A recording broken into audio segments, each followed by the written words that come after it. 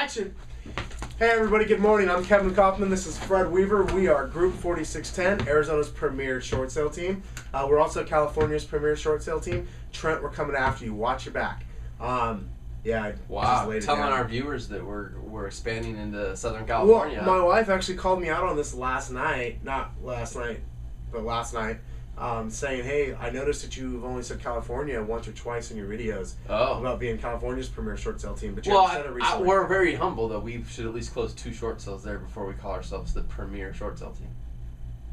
But we are. Okay. So anyway, I'm mistaken. Kevin, what's let's see. Let's recap. We had Mindset Monday, we had Tactical Tuesday, we had Wacky Wednesday, Throttle Thursday. It made absolutely no sense. And what's today, Kevin? Freaky Friday, movie Freaky Friday. Okay, so I'm going to share a story about a short sale we've done on a luxury property that's actually getting ready to close within the next week or so. And I'm sharing it not from a place of going, hey, Mr. Bank, you lost a lot more money. You lost a lot more money or anything like that. I'm sharing it just to reveal, if you will, kind of pull the curtains back, as my friend Kate Gentry says, and expose the wizard behind the curtain.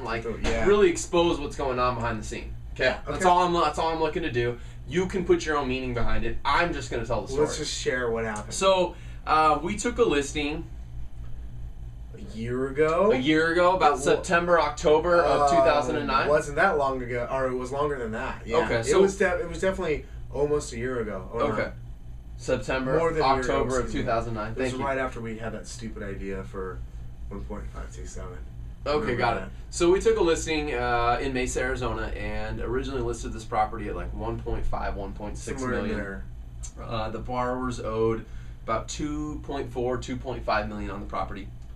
And if you understand, to give you a little glimpse into the Phoenix market, I believe in all of 2009, I believe that less than 10% of the sales were above 300,000. Is that the right percentage? It was 7.5%. It was like 7.5 to 10%. I'll say it that way. We're above 300,000. So that'll give you a glimpse into how few of homes are selling in the luxury market, let alone in between like 300 and 800, which didn't used to be called like real luxury. Luxury is like Arizona, $1 million plus. Yeah, luxury now is 3+. Yeah. So anyway, we listed this home. Weren't getting a lot of interest, activities, continued to drop the price, etc., etc. I think we got the price all the way down to basically 975, 995,000, and we got an offer in that ballpark. And the bank did their BPO and stuff, and I told the buyer, I said, you're really going to have to come up a little bit. So I think they came up to like 1.15. And then the bank did another appraisal, and they countered them, and the buyers did decide to go ahead and raise their offer. It was about up to 1.15, right? Yeah, like 1.15, 1.2. I'm off on my numbers, but it's somewhere right in that ballpark. So anyway, after the bank asked them to raise their offer, they took like still 60+ days to submit the file for approval, and this is a bank that shall remain nameless. But they took like, a long time to submit it for approval and whatever else. And anyway, finally came back and approved it. Well, the buyer during their inspection period went back, reevaluated the property, looked around at comps, didn't actually order an appraisal, but they were like, you know what, we're not comfortable with that price, and they decided to cancel.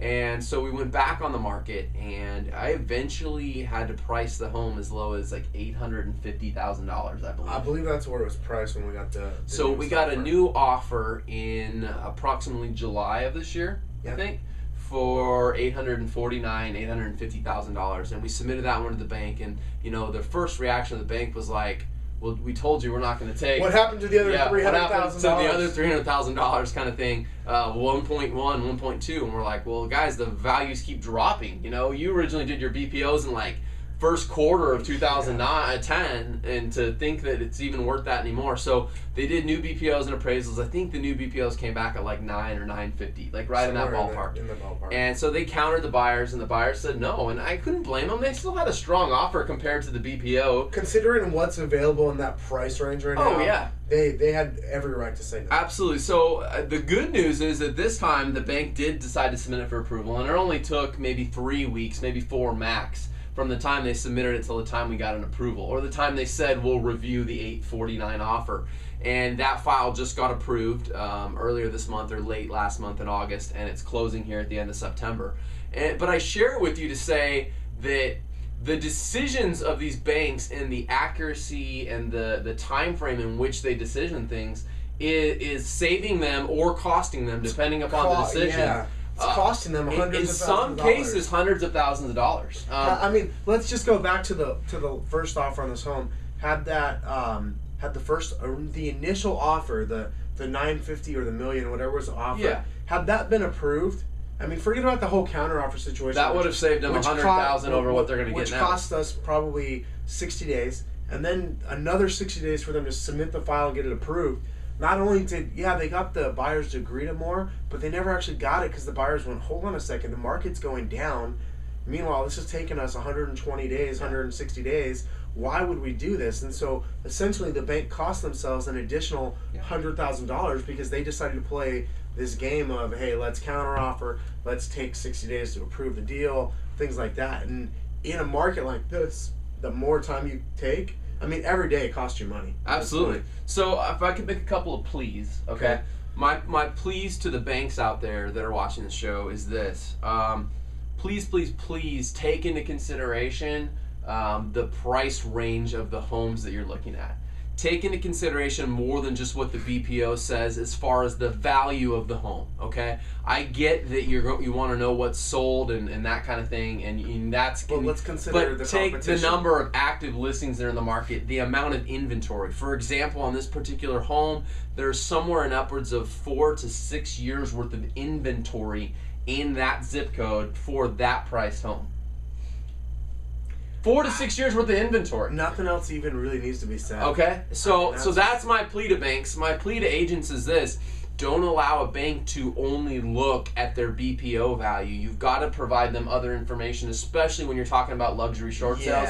You've got to provide them other information like, hey, you know, what's actually on the market, how many years of inventory, how fast have these prices dropped in the last 3 months, in the last 6 months, in the last 12 months, because this home, in a matter of a couple of years, went from $2.5 million. I have an appraisal on this home at $2.5 million to $850. to $850. And I wouldn't be surprised if it falls a little bit more. Now, I still think the buyers are getting a good deal and a good home, don't get me wrong, okay? But I wouldn't be shocked if the home still falls a little bit more in the next 12 months. No, I mean, if that home's worth 8.25, 12 months from now, I wouldn't be totally surprised at all. No. Obviously, though, that you guys every single day counts. So servicers, 60 days might cost $20,000, $30,000, even on the lower level properties.